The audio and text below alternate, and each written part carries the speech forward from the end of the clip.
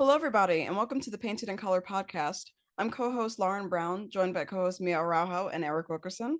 Today, we are going to talk about a heavy topic that's been going around in the art community about a master illustrator, Kim Jung Gi, in his recent passing.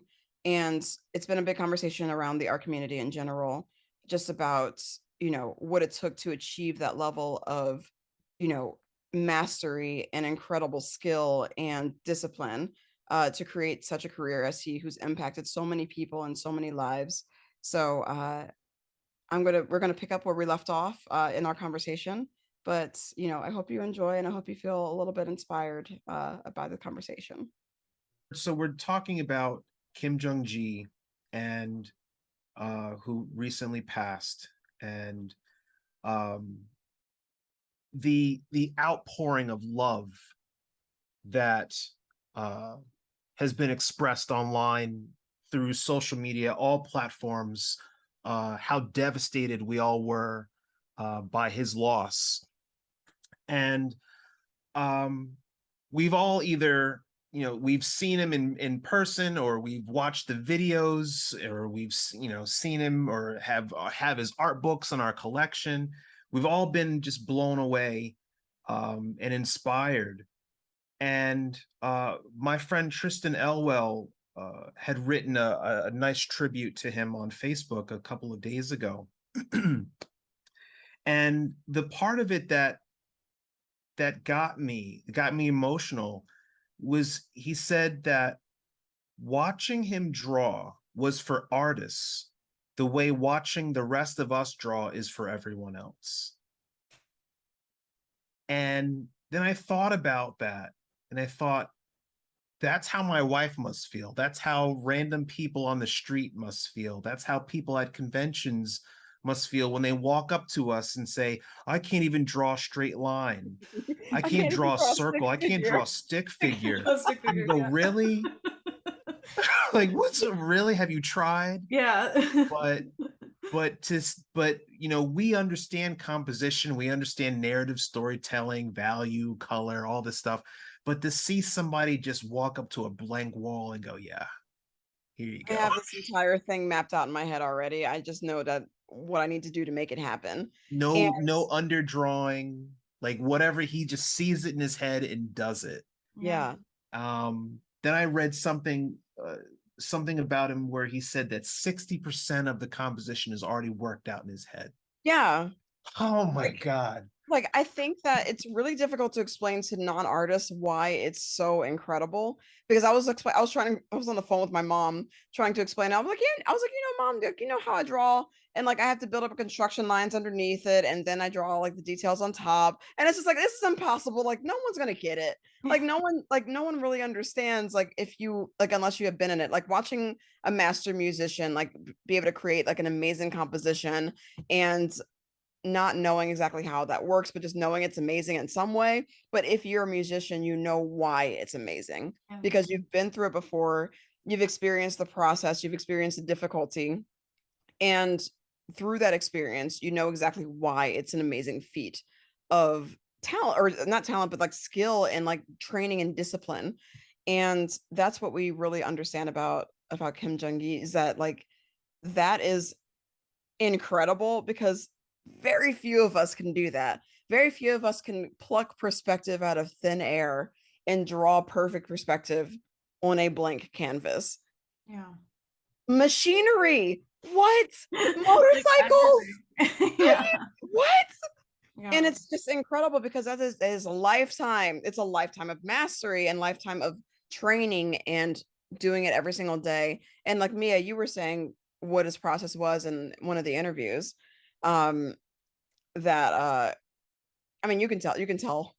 Oh yeah, he was just saying that he was drawing since he was 6 years old, and he didn't study perspective formally. Like he just figured it out. Like he says around the age of 10, he just started noticing that the desks in his classroom was kind of receding and getting smaller, and it was just like pure observation that he was realizing that that was happening. But then in college he did take a perspective class, and then it's almost like, oh, that fits into this, like that's why that is. But Yeah.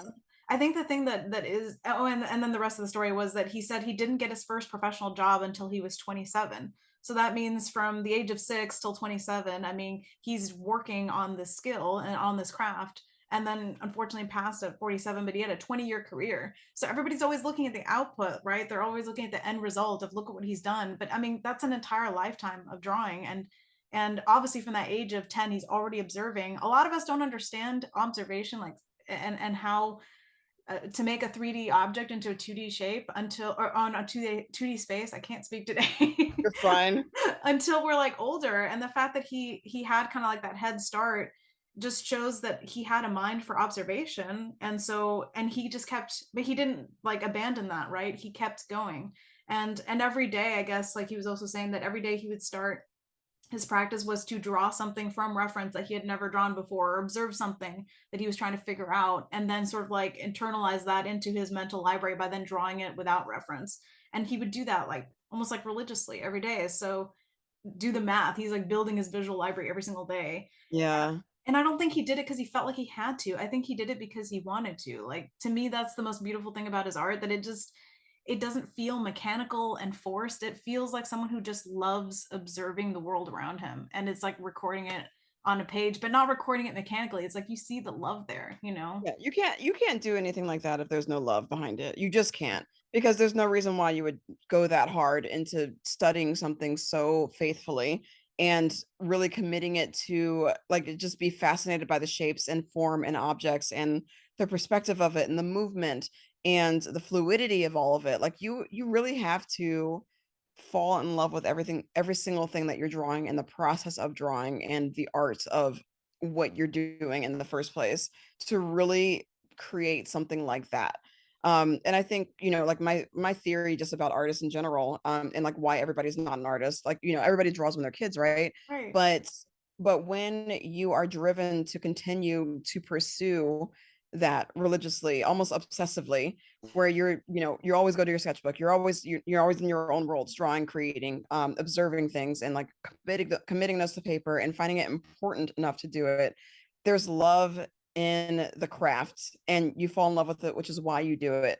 Because again, if you don't enjoy it, if you're not like, if you don't like commit it to like your heart, you're not going to want to do it. Like, you know, like I've never been somebody who can probably do music because I'm fascinated by music, but I also just like, I'm not fascinated enough to put hours and hours and hours a day to study the craft enough to get good at it.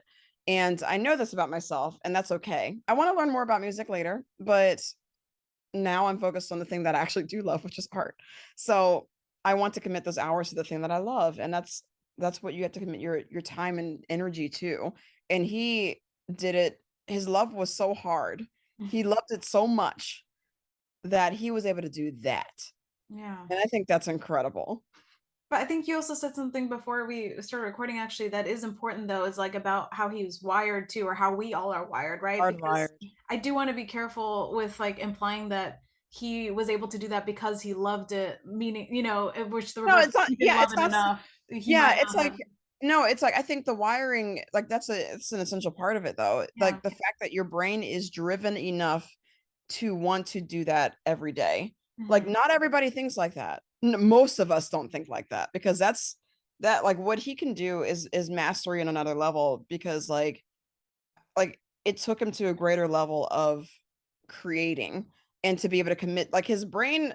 I mean, first off, the memory banks required to do that, like most people don't have that capacity at all. I cannot do that. I know I could never do that. Like maybe I could, but I don't have, again, the discipline and the hard wiring to do it. I just can't. And that's fine. I know this about myself. My memory is trash. My mental library would never get so big. It's crazy. But he was able to commit forms to memory, commit perspective to memory, commit these intricate details and shapes, and translate it perfectly to a canvas and create it from, like, we know for most of us, looks like from nothing. And that's incredible. Yeah. And yeah, it's just it's something that like it's rare, which is why, you know, like, well, part of the reason why also he was just so humble and so dedicated to his craft, and also so dedicated to teaching other people how to kind of like look at art and think about art and really fall in love with it like he had done, and like the amount of, you know, discipline and hard work that it takes to create something like that. That is a lifetime of training. That is a body of work that is through very, very incredible discipline. And the doing is like, you know, you have to do it as well as be disciplined to do it. It's crazy Yeah. and it's wonderful. And it's a really, it's a huge loss to the art community because like there's, I mean, I can't really think of anybody else who's like that. Yeah. Yeah, there's I can only think of one other person in my professional career that people refer to as master. Yeah. And just like just naturally, just like they're a master at this. It's not something, it's not a title, it's not an official title given to them by some corporation or some art group or some private institution or whatever.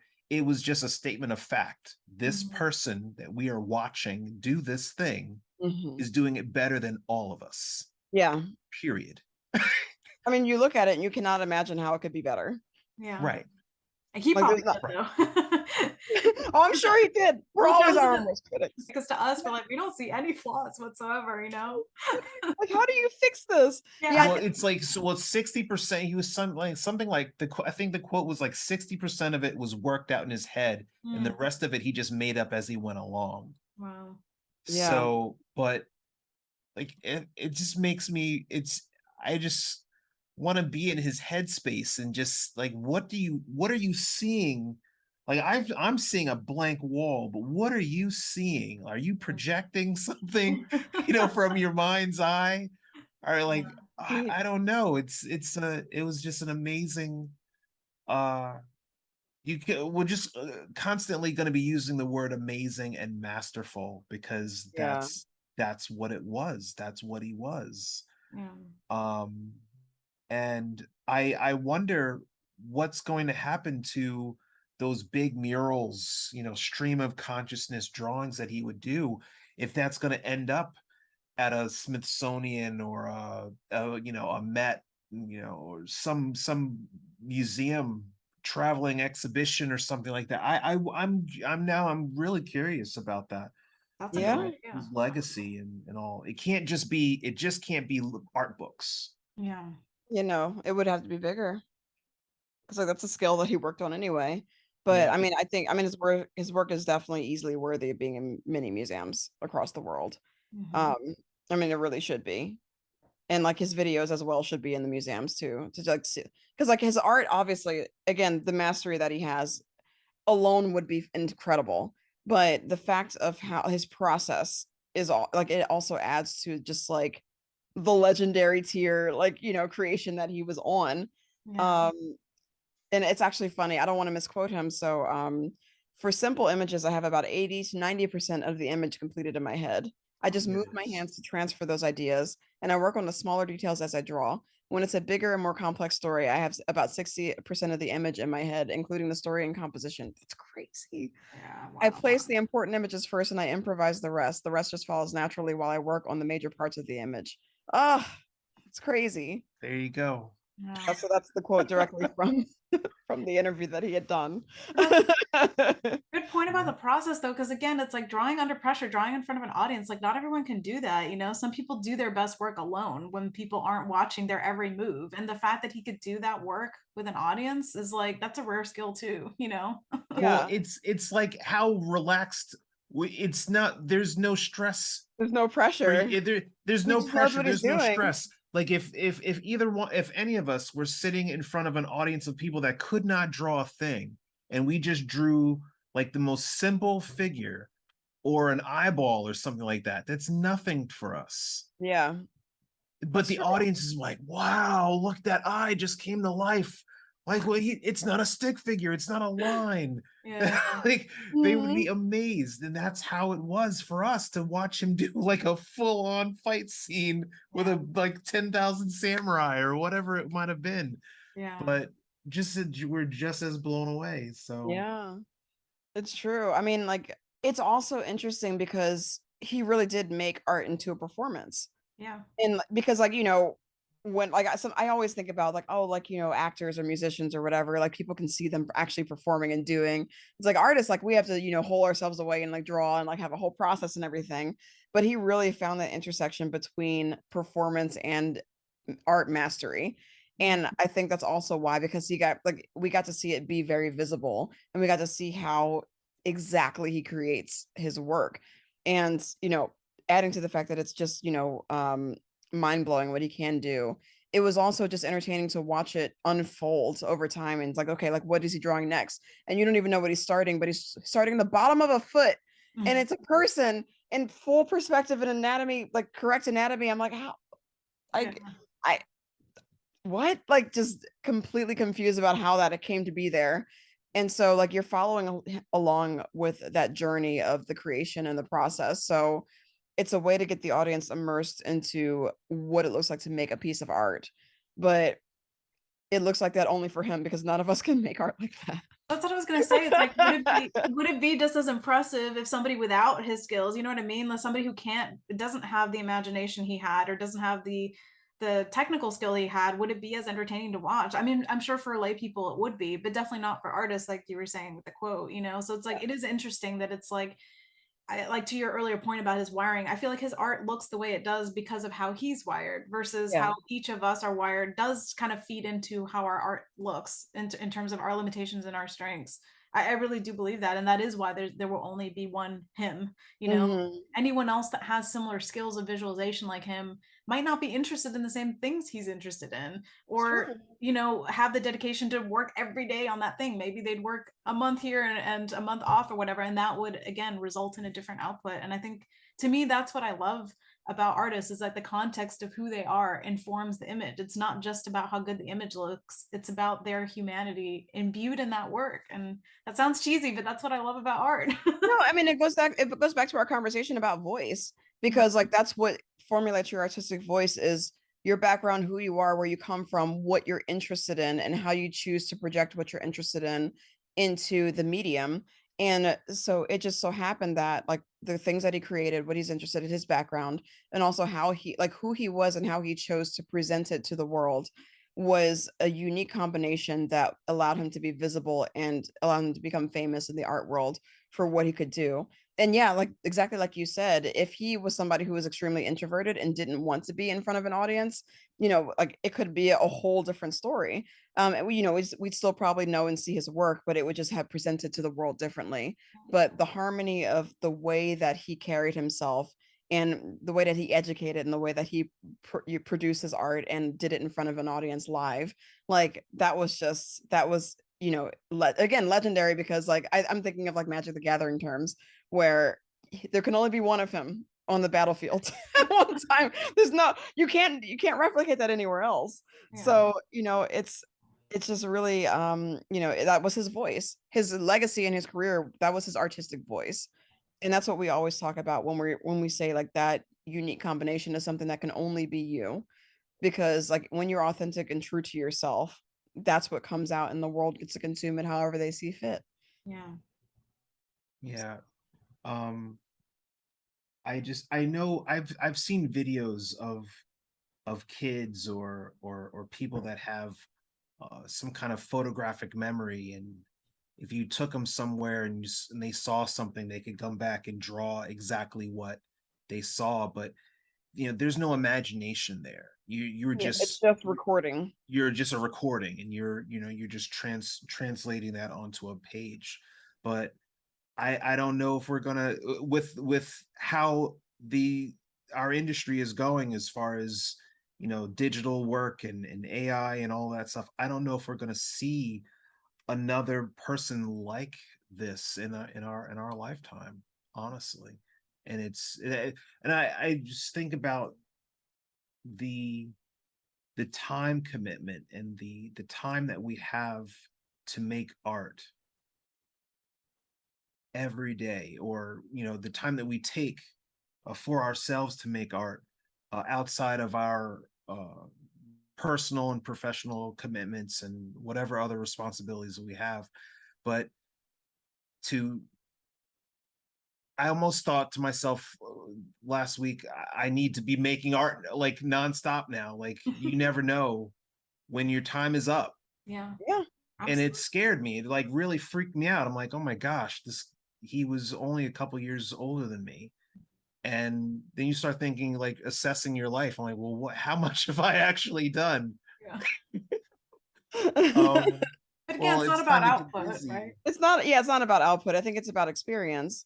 Yeah. Like having experiences and living a full life. Because again, not everybody can produce art like that. Not everybody can output like that. It would burn a lot of people out to actually output like that. And so like I don't think that it's the same formula as necessarily what should work or what can work for everybody. It you know, it was working for him in the way that it was. But the interesting thing about it is that I've actually seen a lot of conversations about burnout and about taking care of yourself coming up, because obviously we don't know what happened to trigger, you know, his death. And we don't know, you know, if he was burnt out or if he was stressed or if it was just a condition that was hiding in the shadows, like a lot of things do. And, you know, like it could have just been, I mean, it was obviously very sudden. He wasn't, I don't think he was complaining about any health issues beforehand. So again, you never know what's going to happen. But I saw a lot of stories of a lot of artists talking about like they had been in the hospital or they had, you know, dealt with a lot of stress and burnout and like heart problems. And just because they were burning the candle at both ends, chasing something that they thought that they needed to chase. And not until, you know, they were faced with the consequences of that, that they realized what was actually important. And so I think it's very easy to look at somebody like Kim Jung Gi and be like, okay, like he's amazing. I need to be this amazing. But if your brain is not hardwired to do that, and if your energy levels are not primed to have that kind of discipline, and you just start it like without really considering who you are and like where you come from, what your limits are, that can be very dangerous to try to chase that too. Um, because again, like you don't want to push yourself so hard to the point where you can't handle it anymore and you think you need to handle it. So, you know, I think it's important to push yourself as an artist, but know your limits, know your boundaries too, because health is really important. You want to be around to create more. Yeah. Yeah, I was thinking about all these different healthy things I could possibly do to change my day-to-day workflow, standing at my desk, exercising more. I don't know. Like it really freaked me out. It really messed me up in a way that um other deaths, other people, you know, that I've seen pass didn't. Mm. And I think it hit home because it was one of us. It was an artist. It was somebody Absolutely. that we've all seen or were aware of. And I just it instantly made me think about my own mortality and almost this feeling of like a ticking clock, Mm. you know, and like, well, I need to be more productive. I need to get this accomplished. I need to do this. I need to do that. Um, but again, the other side of the argument is exactly what you just said. Like, you know, Yeah. so It's like don't um, like drive yourself into the ground trying to chase it. But right, um I think I think the beautiful thing would be to find that balance of like, you know, your art in the morning is like an exercise and it's like a ritual.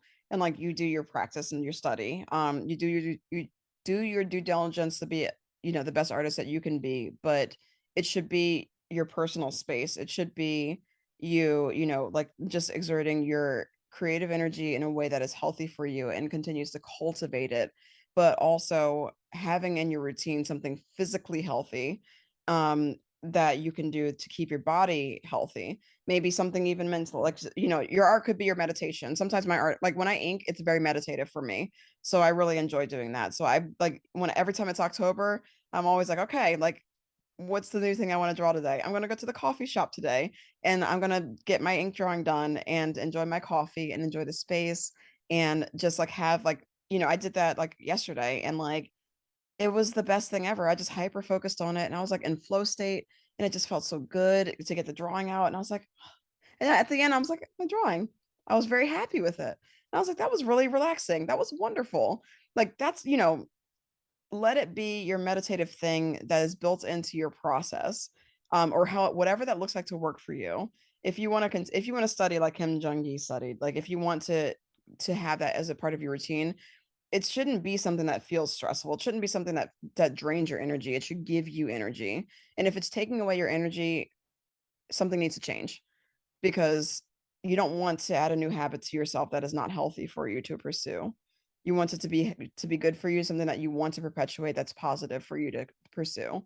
And for artists, there's something like that for everybody. Because like you're an artist for a reason. You're an artist because you enjoyed it, I hope. No one's really an artist for the money. No, you can't be.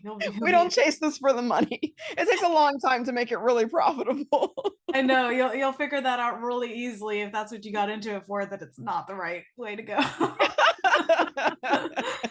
And that's to your point earlier, Eric. For the money, which is fine. I'm not knocking it, but it's just like No. No one really pursues it for the money. Yeah, I'm just trying to say that it's rare for people to actually make money when they want to, out of art. But to your point earlier, Eric, about people not, like you were saying, I don't see any other people in our lifetime having the time to pursue what he's pursued, is because a lot of that training, it usually goes unpaid.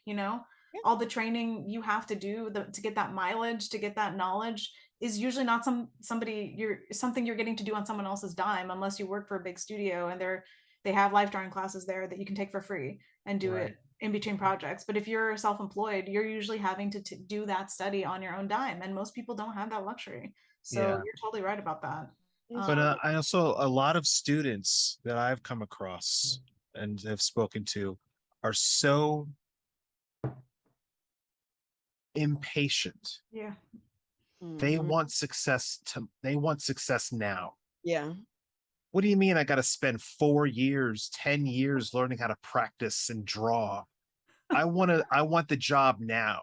Wow. Instant gratification. I want to take a little 9-month online course and then be poof ready. I'm like, no. For some people it works like that, but that person has already put in years of effort, and then by the time they come to that school, they're getting a polish, and then they can go off, like a butterfly or like a dove, go fly, right? But people come into schools and they're like, teach me to be a concept artist, teach me to do this, teach me to do, like, it doesn't work like that. Dude, like the first thing you need is patience if you want this career. My God. Oh, yes, you do. Like years of your life that you feel like this is not going to further my career. You have to live through that. I'm sorry, but it's like, it's not about like paying your dues. It's just that's just how it is. Like, and it's gotten that way. I was thinking about that the other day. We were watching some kind of art history kind of video thing, and I'm like, these artists lived in mansions like hundreds of years ago. Like, people paid them a lot of money to paint portraits and stuff. And it feels like as time has gone on, artists have made less and less and less. I mean, even artists in the 60s and 70s were driving brand new cars based on book covers, like you can't do that today. So it's just like, it's just like, I think the amount of time, I guess, depending on which art career you pursue, because maybe there's definitely more pay in like video games and films and stuff like that. But still, it's not instant. It's not a guarantee that you will get that career, even if you pursue that track. So yeah, it still requires a lot of like years of training in order to even get good enough to be a professional in games or film or animation. Like, you have to compete with everybody else out there who also loves games, film, or animation. And that's a lot of people. That's a lot of dedication and time and effort spent in all those people's careers. So you have to really make yourself stand out, and that takes years of training. So, but I think, and if we're going to talk about capitalism's effect on art, we can talk about it, because that instant gratification, that also desire to only produce things that will make you money, I feel like oftentimes can poison the well. And that's what people feel like. You're like, oh, like the life drawing, the study, the observational drawing, it feels like a waste of time, because we could be spending that time doing freelance art, especially if you're independent, because like every single hour you can look at it and be like, this isn't profitable. This needs to be profitable. I can make money off of all these hours that I put in. It doesn't really work like that, but you can think like that, because your hours of the day are your own to create the things that you need to be creating.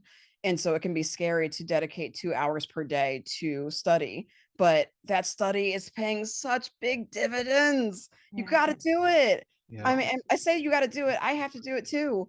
because like I know that, for me myself, I'm not that disciplined, and I know that I've been, running around doing house stuff and doing like whatever, and but it really does go back into the full spectrum of what you're creating, what your career is. Your overall skill level is increasing because you are doing those studies, but it is very hard to compartmentalize that time creating when you can't directly see the profit. It's like working out every day. Yeah. And you look at the end of the week and you don't see abs yet. Where's my six pack? I don't know where my six pack is. I don't want to do this anymore. It takes too long to get a six pack. That's a great analogy.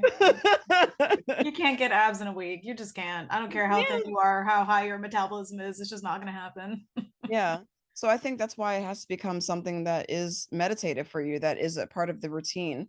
And again, like, ADHD brains have a hard time doing things like that. And like, people who are on the spectrum, I'm sure like there's like different neurodivergent things where it's probably not as easy to be able to do it.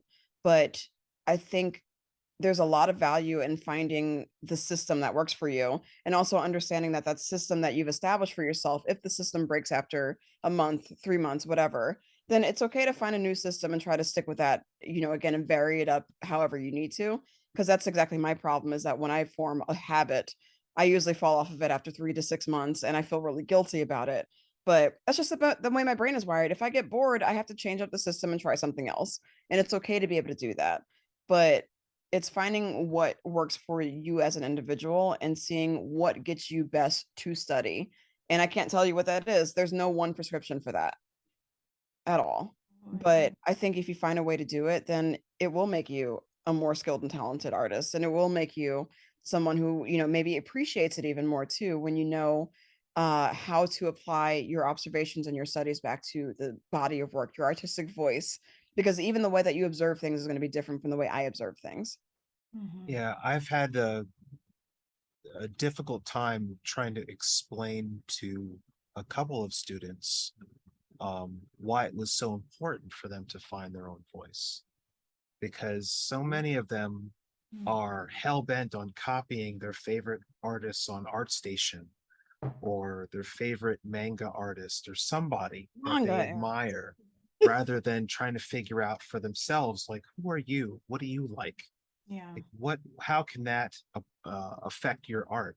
They're just so happy to just copy somebody else and then just be like, well, here you go. But I remember saying to this one girl, if all you want to do is copy your favorite artists, then it's you and several hundred other people all doing the same thing. You're all wearing the white shirt. You're all in the same line copying each other. I said to her, you want to be the red shirt. You want to step out of that line and be something different. Because if I'm the art director and I'm hiring somebody, I want somebody that's coming to me with their own something unique about their art, something that makes them stand out from the rest of that line. And if you don't have it, then I'm going to go to the person that's at the front of the line that all the rest of those people are copying.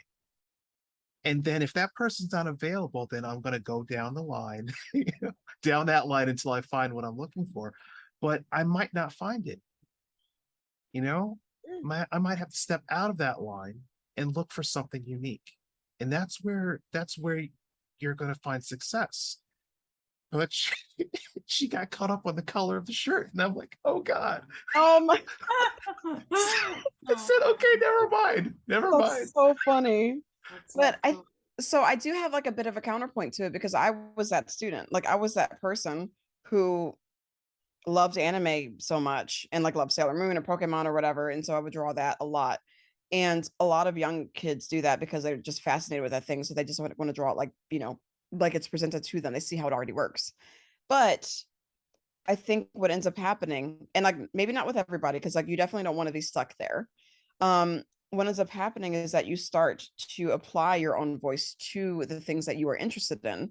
And then it slowly begins to transform and become your own thing. And it might have the influence behind it, but I think where it gains legs and becomes your own is when it, like, you use that as a jumping point, but then your voice is there. And so, for example, my work can be said to have a nouveau influence or like an anime influence or whatever. I don't really care because like the things that I'm making now that I know who I am and know what I want to create, it's my voice and it's mine. Even though like, I grew up on these inspirations, but I'm not referencing anything anymore. But it's just like those are my roots. That's where I started from. And so, like I know age and everything, or like where you're trying to go, how soon you're getting your career. It's important to grow out of that sooner than later. But I think that it shouldn't be completely discouraged because I think that's where a lot of people get their interest and their start from. Right. I mean, it's how you learn how to draw is how you Yeah, learn how to draw. exactly. But like once But once you get to a certain level, technically, and you could find your own way, but you're like, no, I'm good. yes. I'll stay over here. Oh no, if they want to stay there, that's I think that's where it gets problematic. That's You Yeah. can't that's a stay problem. there. You can't Right. live there. When you're technically good enough to be putting together portfolio pieces to get work, but you're like, nah, I'm happy right in this box with Yeah, all the right other with people. this person's style. It's like, no, you don't want to Yeah, be a second rate that artist. You want to be a first exactly. rate, I think that's that quote, like you want to be a first rate you. I don't know Exactly. completely, but that's what it is.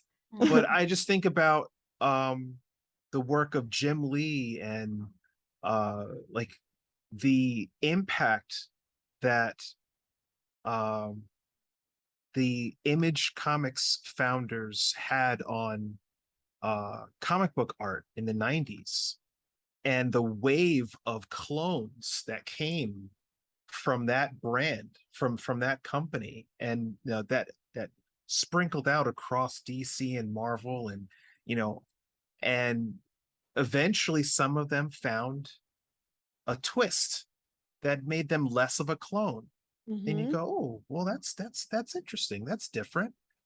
And then they settle in and they hone it and they polish it off, and now they're a completely different person.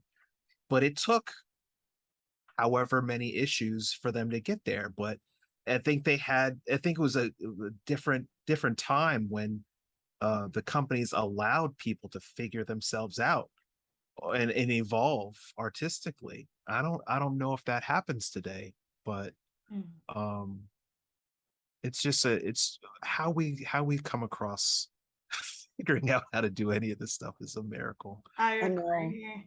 I mean, I was thinking about like when I was like trying to figure out my style, I feel like I didn't want to draw like me because my skills weren't there. You know what I mean? So it's like you're seeing the ugly phase of your own art, and most people don't are embarrassed of showing their true self, right? Especially at that age when you're a teenager, you're trying to be something cooler, something more polished, something more hip than what you really are. So I get the like for me it was like I wanted to draw like Disney animators did, because they drew better than me. So of course I want to draw just like them. But when I realized that it's like if I focus on the technical skills and don't focus on the style as much, my style will come through because that's my expression. It's really my skills that I need to polish to be happy, or at least to be okay with and at peace with my style, whatever that is. But I think you just when you're thinking about find a style, or like like what is your art style, people do get really fixated on how it looks right now, and they don't realize that that's not the end. You know what I mean? They're at the Mhm. beginning, not the end. Yeah. So, and But that's kind of abstract too. For that age is still trying to like their brain is still molding to these get that, concepts and yeah, yeah. get the critical thinking skills in there. So I but Fascinating because I'm watching my niece do this, like go through like these phases right now where like I can see where the influences are coming from, but even like the way that she's drawing things is the way that she would draw them. Like because like she sees like, like that's these things that interest her, but like the way that she's combining the elements and the things that she's choosing to focus on are, are really uniquely her. Like she likes the clothing, she likes the faces, she likes the lips. Like it's cool to see it manifest and happen. And I don't want to push her to be like, oh, like draw like yourself. Like she doesn't know what that means yet. She's like 13. So, it's she gets to explore that and go through that journey and be fascinated by it and just enjoy the process of. Because I feel like when I was younger, art got like not corrupted for me, but like sometimes it started to become a chore when I was feeling made to do a certain thing or having to focus on a certain thing, or like forcing myself to draw things in only the way that the teacher wanted me to draw them. And I was like, well, I want to draw a typewriter, but in the way that I would draw it. But I didn't have the self-awareness to even begin to have that thought process yet.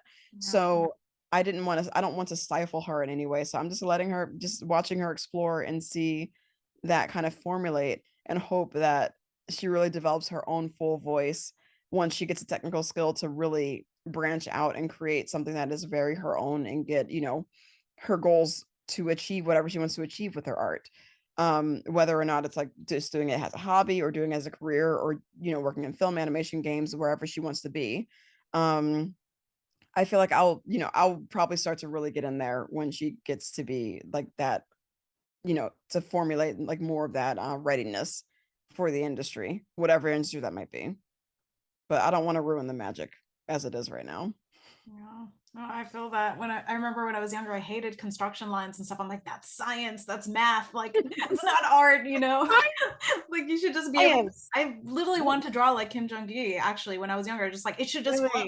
It should just happen. And it's like, but it happens because he did years of this construction stuff. Like I would love to see his sketchbooks from when he was a teenager. Like I would love to see his drawings and how different it is now, because I'm sure it was not the same, Yeah. But we all imagine that when we're younger. We're like, he drew just like that his whole life. Like that's just how he was fully formed.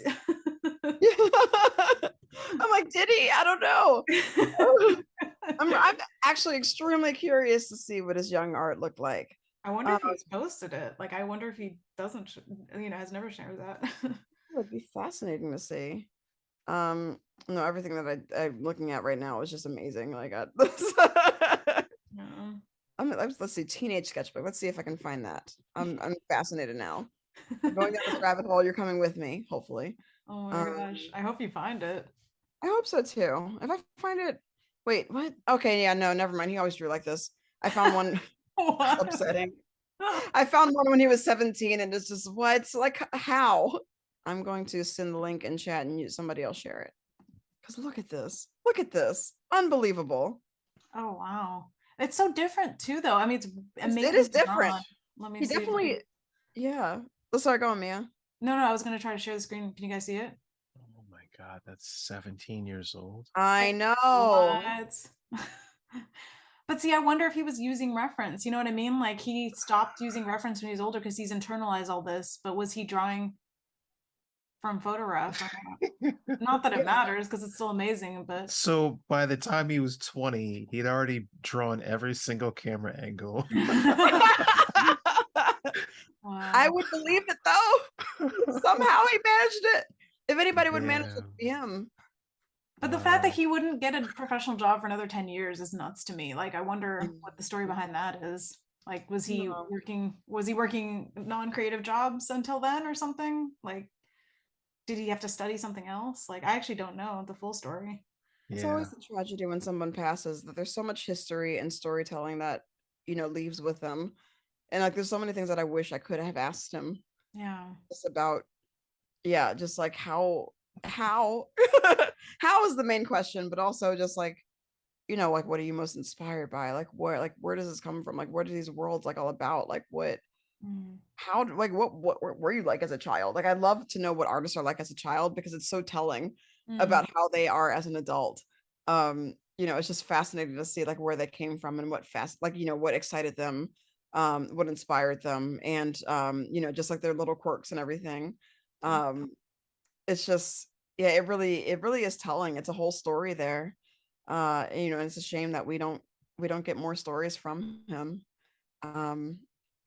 But I mean, he's done so much of, these dude, like it's just so much of this dude, so much work, so much, so prolific, I think. And like, it's a big loss. It's a big loss to the community. I don't know. I the first thought when I heard that he passed was like, I always imagined he'd be one of those old dudes in his 80s and 90s still drawing, Still drawing. And even though like in 20 years that we've seen his stuff professionally, like he's probably drawn more than any of us will ever draw in a lifetime, and maybe several lifetimes, but it still felt like he had more to share, didn't feel like he was done, Yeah. It's always tragic for sure. Yeah, definitely. But how should we end it out? Like, how should we, like, I don't know. I just like want to honor his memory in some way. The family of Kim Jung Gi is asking for flowers to be drawn for him, or just like tributes, drawings and just experiences and how he inspired you to share those things. And so I think those are great ways to honor his memory, just like to share the things that you love about creation and the journey of the process of making art, and feeling it, and like just like really encapsulating the things that have happened in your life and translating them on paper authentically. I think is paper or screen or whatever, however you translate it, um, but just really understanding the journey and having your own journey, and finding the love for the art again. I think is probably some of the best ways to really honor his memory. As Prius puts her tail all over my face.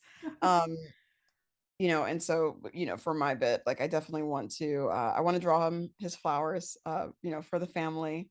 Um, and I also just like want to dedicate myself to at least an hour of art study every day. Not just to honor the memory, obviously, but just for me to be an artist who values the journey that much and to really internalize that. So that's what I would like to do. That's awesome. Yeah, honestly, like the day he passed, I was just watching interviews of his and stuff and hearing him talk about how much he draws and how he observes the world. It kind of rekindled that love that I already had, where it's like I love people watching, I love observing, I love going to the beach and just drawing people. It's like I'm not even there to be at the beach like everyone else. It's like to draw them. And it just, Yeah. I haven't done that in a while, and it just kind of rekindled that need to just kind of do more of that. So similar to your point, in terms of studying, as opposed to just copying from reference, like really making sure I'm understanding what I'm drawing. And that's like kind of studying with intention, and being present when I'm doing it. So I'm actually internalizing that information. And like I think I take that for granted a lot, and maybe other artists do too, but we just think, oh, I'll just find reference for that. But I don't sometimes take in that reference that I might just use for one piece as knowledge to go forward for the next one. I'm sure there's a lot of artists that do that, but I tend to be like, gotta move fast and just like, just to kind of inhale it and just process it and just move on and not actually internalize that knowledge. And I think that's what he did so well. And again, even though I'm definitely not wired like he is, I think I could be more intentional and take my time more when I'm studying. So, Yeah. because we all do know a lot, like you said earlier, Eric, the amount of information we know and the things we know about observation to be able to make the pictures we know more than we think we do. And I think that I just want to just be more intentional about observing and I guess internalizing stuff when I make images. So, but yes, the actually what you mentioned about drawing flowers for him. If you go on any of his Instagram or Twitter feeds, it has the email address that you can send them to, so you can share with his family. So, What about you, Eric? Just taking it, try to make art a day at a time. Spend as much as of your available time as you can with your loved ones, and be as present as you possibly can, but making the time for everything, finding that balance. That's the challenge, I think, for all of us, for especially people that, I don't know, for all of us, is finding that time management and being able to be productive as you can be, or to a point where it makes you happy. Yeah. And I don't know, I try not to overthink it, try not to be so concerned about my own mortality, but just be present. yeah. That's I don't know, that's I'm still processing, Yeah. all of that.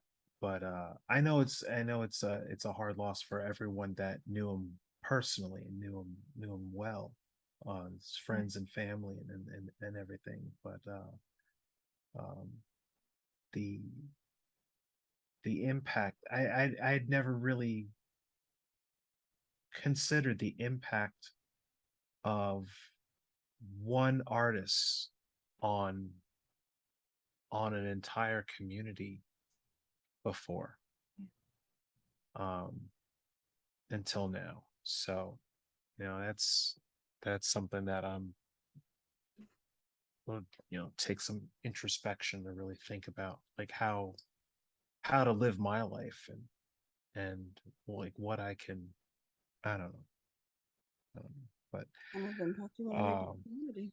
huh? What kind of impact you want to leave on the community? Yeah.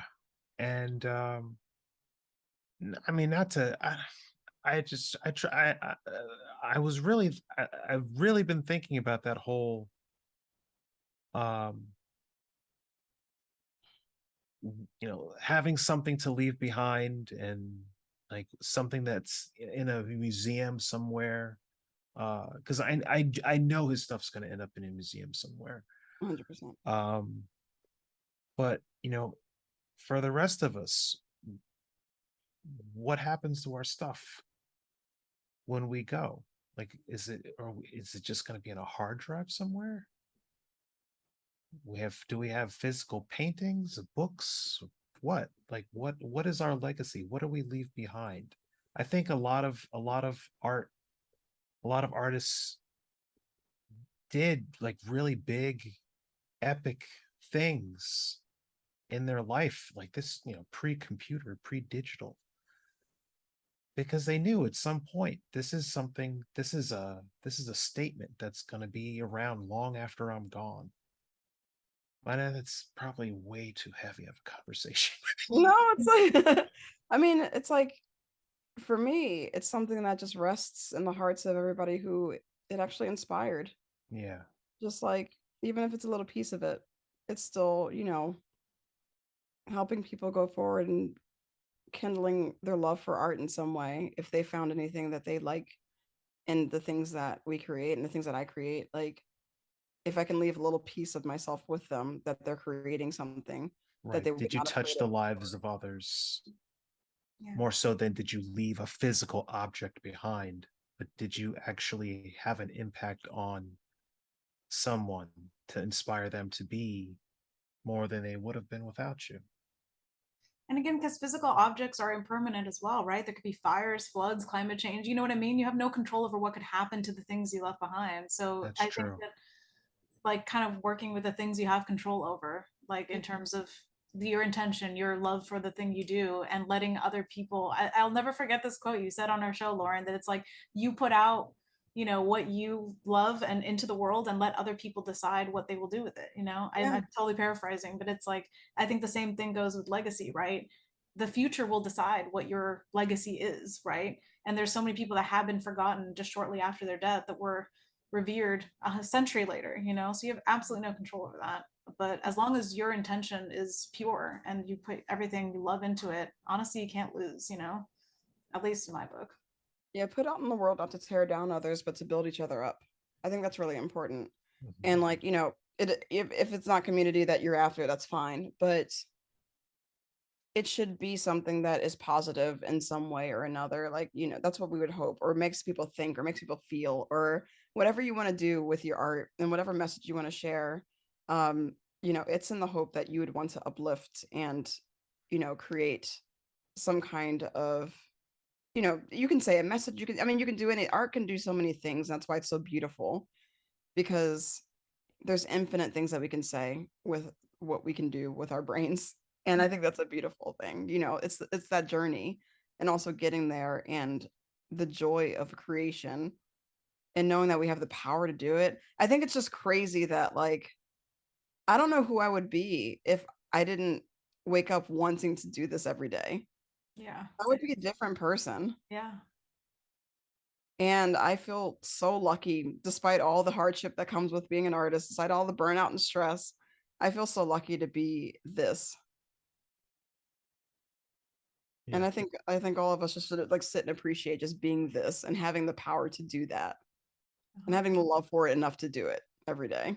Yeah. So if you want to send Kim Jung Gi his flowers, oh, I found the email address. Send it to, oh, Jesus.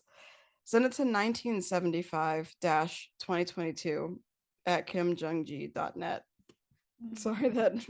Yeah, it's hard. Yeah. So it's a heavy episode, but find a way to honor his memory in the best way that you can. Appreciate art, appreciate the journey, appreciate the skill and energy it takes to create something like that. and to achieve that level of mastery, and just that level of joy for it is really what it is. Yeah. Make sure that it's doing something nice for you and that you're doing something nice for others or yourself. Thanks everybody for joining us. Take care of yourselves, please. And we'll see you later.